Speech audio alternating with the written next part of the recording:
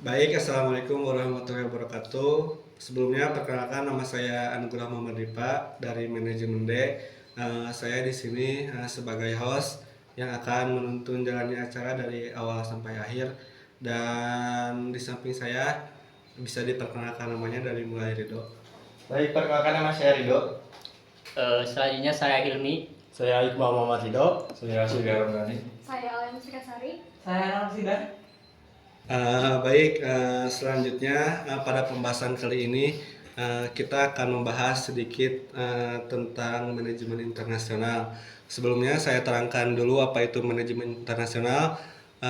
Manajemen internasional adalah proses mengelola operasional bisnis di berbagai negara dengan mempertimbangkan faktor-faktor global seperti perbedaan budaya, hukum, dan ekonomi.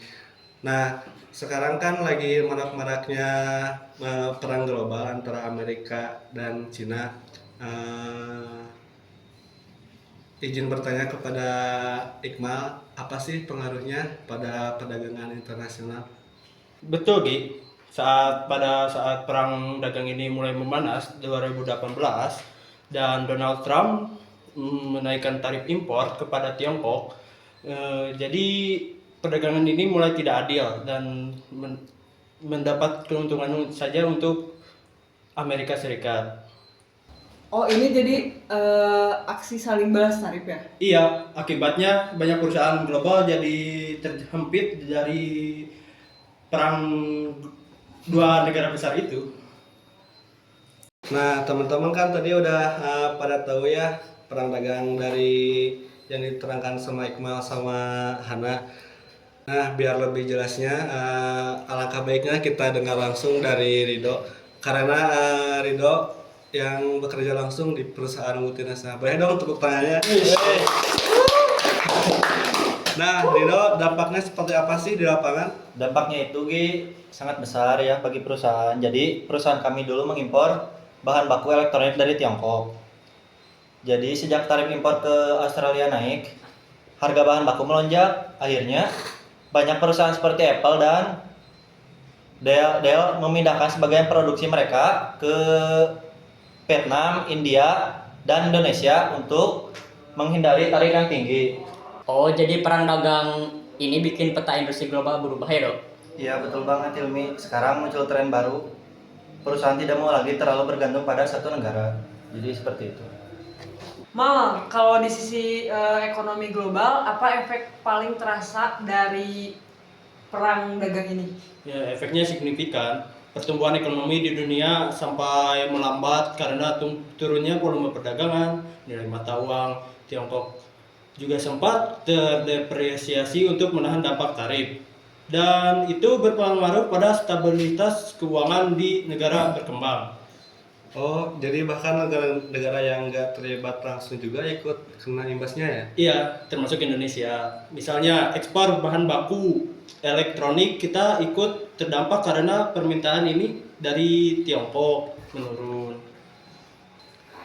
Oke, sekarang ke Alia. Dari sisi hubungan internasional, gimana sih perang dagang ini mempengaruhi dinamika global? Nah, ini menarik banget. Perang dagang bukan cuma soal ekonomi, tapi juga soal kekuasaan. Amerika ingin mempertahankan dominasinya, sedangkan Tiongkok ingin menunjukkan diri sebagai kekuatan ekonomi baru. Efeknya terasa di forum global seperti WTO dan G20, di mana negara lain harus pintar bersikap netral. Kalau soal etika bisnis gimana, Al? Banyak perusahaan multinasional yang sekarang lebih berhati-hati dalam bertransaksi antar negara karena khawatir dianggap memihak salah satu kubu. Sektor teknologi juga kena imbas besar ya?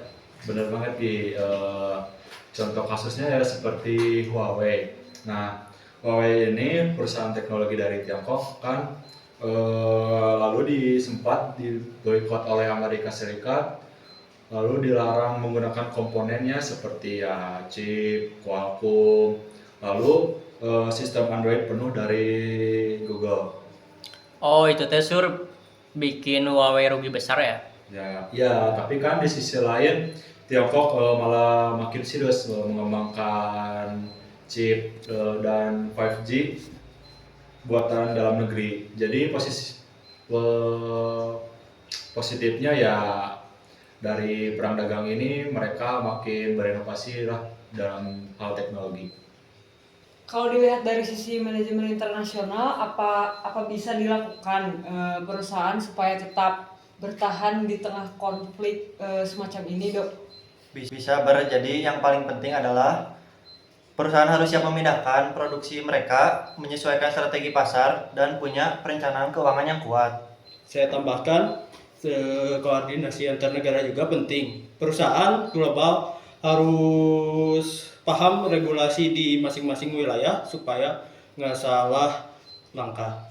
Nah, jangan lupa juga komunikasi lintas antar budaya juga perlu dijaga supaya kerjasama antar negara tetap harmonis meskipun ada tekanan politik. Oke, menarik banget ya pembahasannya. Sebelum kita tutup, aku minta dong kalimat penutup dari narasumber dari masing-masingnya. Dimulai dari Iqmal. Jadi perang dagang merupakan bahwa ekonomi global saling terhubung. Jadi solusinya juga harus global. Oke. Ido. Jadi kalau dari saya mah, fleksibilitas dan diversifikasi adalah kunci bertahan.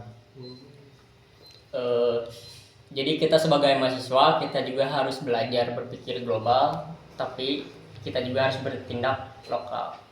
Nah, untuk diplomasi dan kerjasama internasional tetap jadi fondasi perdamaian ekonomi dunia. Nah, dari saya teknologi adalah senjata yang sekaligus solusi di era globalisasi ini. Dan perusahaan harus beradaptasi dengan perubahan global yang cepat. Wih, keren banget. Boleh dong untuk pertanyaannya. Sebelumnya terima kasih untuk semua narasumber dan pendengar.